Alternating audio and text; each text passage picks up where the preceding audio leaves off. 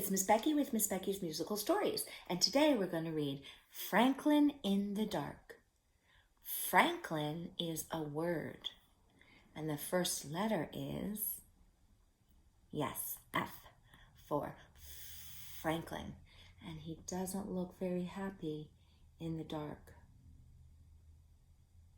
And I'm noticing something about his shell.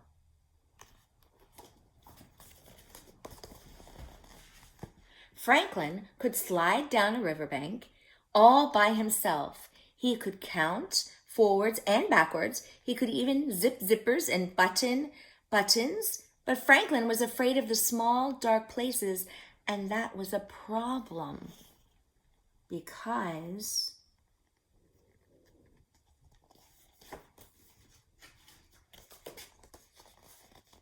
Franklin was a turtle. He was afraid of crawling into his small, dark shell, and so Franklin the turtle dragged his shell behind him. That's pretty funny, but I don't think he thinks it's funny. Every night, Franklin's mother would take a flashlight and shine it into his shell.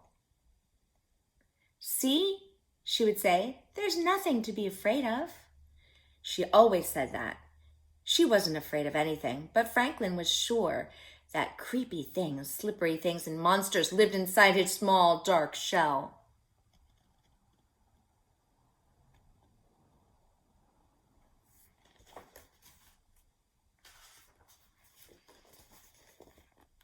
So Franklin went looking for help.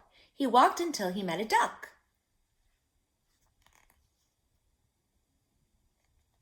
"Excuse me, duck.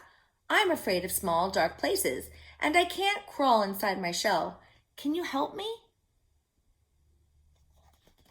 "Maybe," quacked the duck.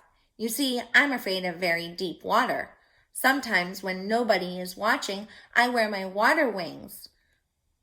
Would my water wings help you?" "No," said Franklin. "I'm not afraid of water." So here's the water wings here. You might have some of those.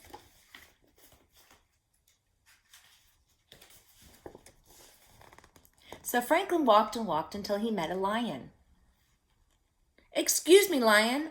I'm afraid of small, dark places, and I can't crawl inside my shell. Can you help me?"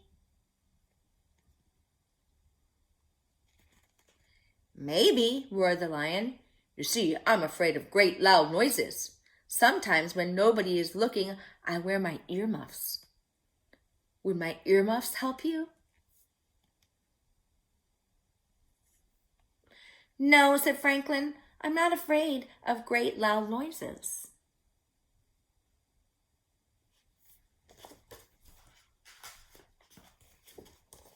So Franklin walked and walked and walked until he met a bird. "Excuse me, bird. I'm afraid of small, dark places, and I can't crawl inside my shell. Can you help me?" "Maybe," chirped the bird. "I'm afraid of flying so high that I get dizzy and fall to the ground. Sometimes when nobody is looking, I'll put my parachute on. Would my parachute help you?" "No," said Franklin. "I'm not afraid of flying high and getting dizzy."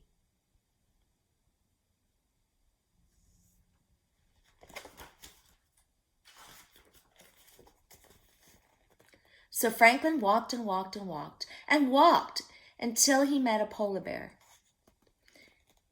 "Excuse me, polar bear. I'm afraid of small, dark places, and I can't crawl inside my shell. Can you help me?"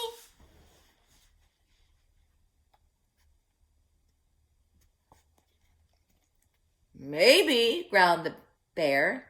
"You see, I'm afraid of freezing ice, cold nights. Sometimes when nobody is looking, I wear my snowsuit to bed. Would my snowsuit help you?" What do you think he says? Would that help him? "No," said Franklin. "I'm not afraid of freezing on icy cold nights."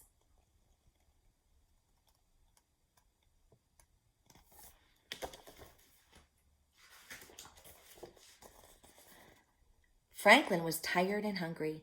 He walked and walked and walked until he met his mother.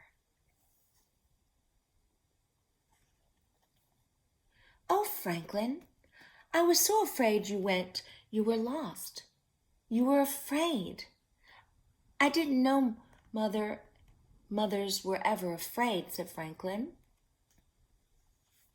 So the mother turtle was afraid of Franklin because she knew he was scared. "Well, did you find some help?" she asked. "No, I met a duck who was afraid of deep water." She said.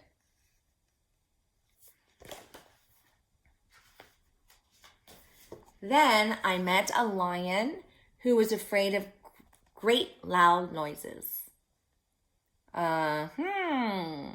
She said. Think about how loud a lion roars. "And then I met a bird who was afraid of falling and a polar bear who was afraid of freezing." "Oh," she said, "they were all afraid of something." Said Franklin.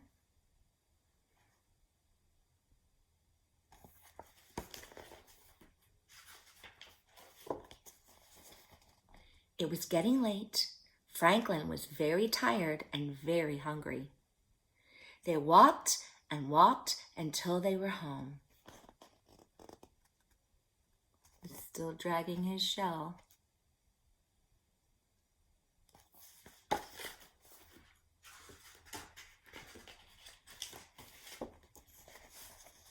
Franklin's mother gave him a cold supper and a warm hug, and then she sent him off to bed.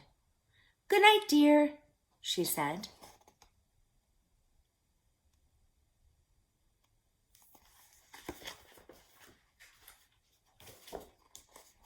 Well, Franklin knew what he had to do.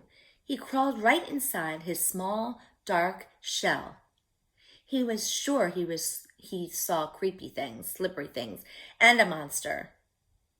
But he said a brave good night.